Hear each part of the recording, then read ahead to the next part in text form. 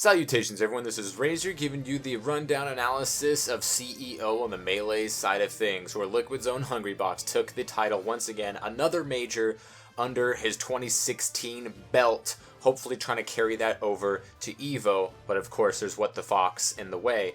It was second place, Mewtwo King with the Sheik Fox Marth. We got to see, of course, another great set versus him and Plup on that Sheik Ditto. SFAT with a third place. SFAT we've seen really making a run for the past couple of months to just establish himself better in certain matchups. And with a third place finish against the rest of the field that you see below him, it's pretty impressive. And I think we can definitely see him to continue this pace throughout the rest of the year. Of course, in more stacked tournaments, he isn't going to be getting a lot of third places. In fourth place, we have Plup. Our consistent man getting work done with the Sheik and the Samus. We saw a bit more Sheik, but of course you see the Samus out in certain matchups against certain people. But of course had another super close set against M2K going to Game 5 last stock. And then we got Shroomed with the Sheik and the Marth. And then Axe also with 5th place with Pikachu, and he busted out a Falco, which is always really weird to see, like a solo main like Axe who, you know, plays Pikachu and only Pikachu, and then what is he doing? So 5th place for him. We definitely got to see him come over a couple of hills, a lot of mistakes that he was making on the ledge, but the further he got into a set and the further he got into a game, the better he got and the less mistakes that he made. And then we have Chudat. The Ice Climbers are back. There was a little bit of break of seeing Ice Climbers in top 8, and it was like always somebody different. And somebody did get upset by an Ices in this tournament as well, but it wasn't Chudat. He gets that 7th place, along with the kid, the prodigal son, Wizzy, with the 7th place there with the Captain Falcon. Then we have Drugged Fox, Swedish Delight, Pew Pew Pew, and Diz Kid Boogie with 9th place, rounding that out. Diz Kid Boogie with that upset over S2J with the ICs, wobbling his way through to send S2J to 17th place. Looking at Hungrybox's route to another winner's side grand finals and take double eliminating Mewtwo King. He first starts off beating Zhu, then Nintendude, and then a surprisingly close set versus Pew Pew U, which seemed to cause a little nerves maybe in some of those stocks, but was able to hold it out. Hungrybox as clutch as any of them get. And then a 3-0 on SFAT because he has all that Fox experience against the better Foxes in the world. Not too surprising, but considering what SFAT was able to do going through the Moon and then 3-0ing Wizrobe, it was a little bit surprised to see him not make it more competitive, but it is Hungrybox and it is 2016. And then Hungrybox sends Mewtwo King to losers with a 3-1, and then in grand finals on the rematch beats him 3-1 once again. Now when we talk about Hungrybox's matchup versus the Foxes, we saw Mewtwo King pulling out the Marth and the Sheik in games 1 and 2 in grand finals, and that didn't work out for him. They switches to Fox, counterpicks to Pokemon Stadium, and gets his victory there like he did on the winner's side of things. His drifting game was on point against Mewtwo King. He was able to get those faster edge guards against the Marth, which, if he's going up against a Fox, his edge guarding game is going to, have to last longer and be more on point. He doesn't have to worry about anything like getting scorched or something, because the Dolphin Slash, while it is definitely a safer move than some other up specials out there, it's easier for Hungrybox to put himself in a position to get that edge guard, stage spikes, those double nairs, and Marth just cannot recover because he doesn't have the recovery of a Sheik or a Fox. And then on the Sheik matchup, Hungrybox was he was doing a good drifting in and out. He was punishing Mewtwo King, who when he goes to his counter picks against players that he might really struggle with or get bodied in the first couple of games, Mewtwo King on the counter pick usually goes for one thing and then doesn't really deviate much from it. He had some success off of some things that were kind of wacky with the Marth, but he did ended up getting 2 stock there at the end. With the Sheik, he was committing a lot, and he was kind of going for too many grabs. He was committing to getting the fair, and he was getting some mix-ups off of those platforms on Yoshi's Story. But for the most part, Hungrybox was just able to drift in and out and punish Mewtwo King for just going too far in too often with the same strategy over and over again. So that is definitely something that Mewtwo King needs to get over. But, at least they weren't 3-0s. And when it comes to the Fox matchup, that, of course, Hungrybox, that's the one thing that, he can lose to and needs to worry about.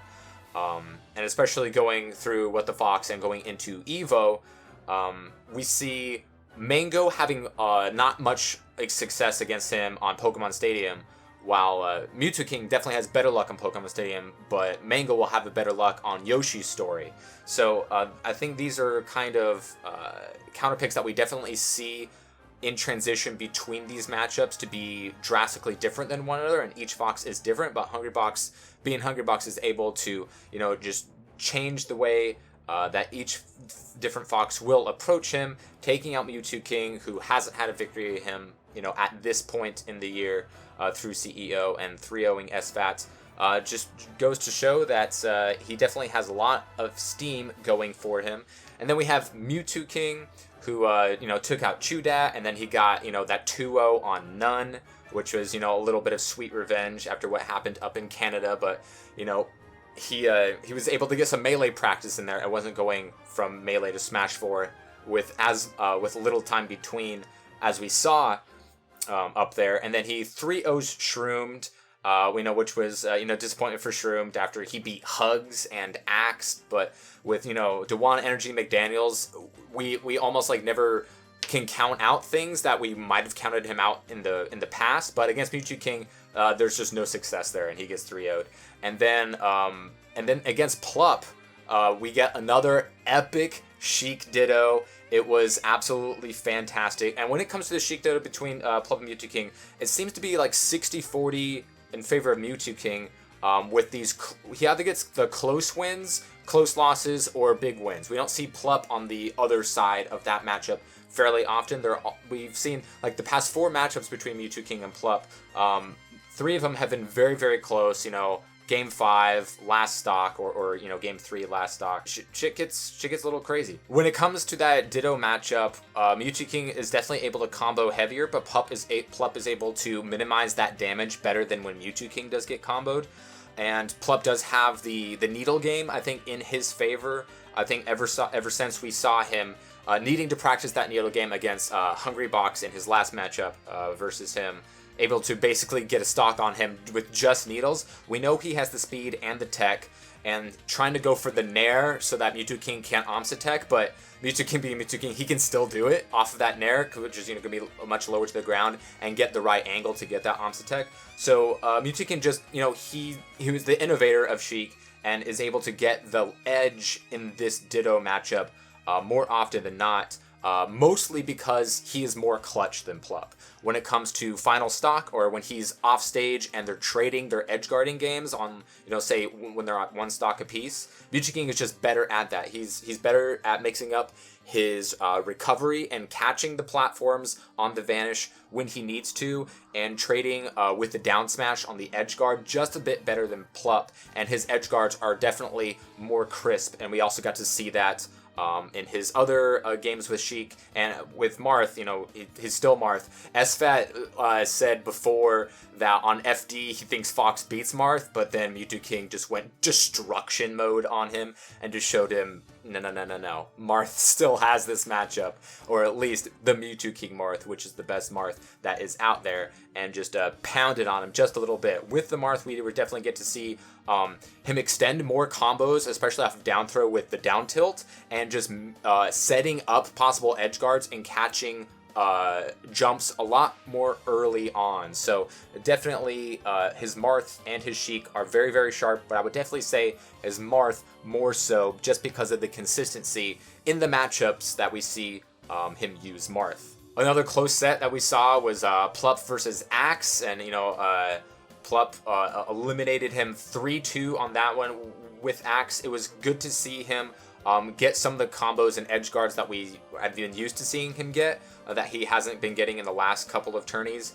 But early on in a couple of his sets, he wasn't getting his edge guards. He wasn't going into the mode that we see Axe go into, especially against Mango, where he seems to get these super unfair edge guards where it seems like there's nothing that the opponent can do, and he was missing a lot of those early on. We also saw an SD off of the quick attack, but as the sets and games went on, Axe was able to capitalize, get those nairs into bears, get the opponent off stage. We saw a little bit more jabs and faster pressure, which was definitely nice to see. When we saw him go up against Wizrobe and get that 3-2 victory, Wizzy was definitely, I think, not as in tuned to the matchup as he probably should be at this point, but we definitely saw him progress, getting those safe retreating up airs, and then, of course, into the knees.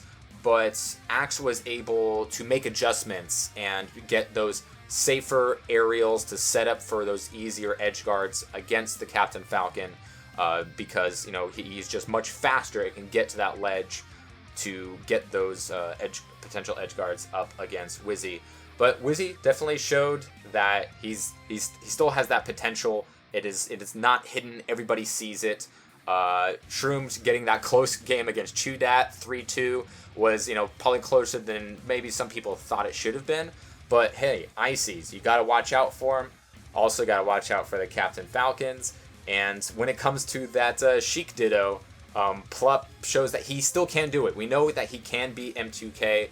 We know that he's shown shades of greatness against Mango. He's had some couple of games that's really good against Hungrybox, but no really fantastic sets. But when it comes to that Ditto, he gets a much closer than, say, Swedish Delight or Ledandis or Shroomed gets against Mewtwo King, who always is really, really good against that matchup. But hey, that was CEO. We saw a lot of people drop out. A lot of people wanted to get ready for What the Fox, which is a very, very important tournament because it's the last tournament before EVO, so people will try things to see if they're going to work. And if you just want an example of that, take a look at what happened at What the Fox last year going into EVO and what players did in those two tournaments. But we will be going over What the Fox very, very shortly.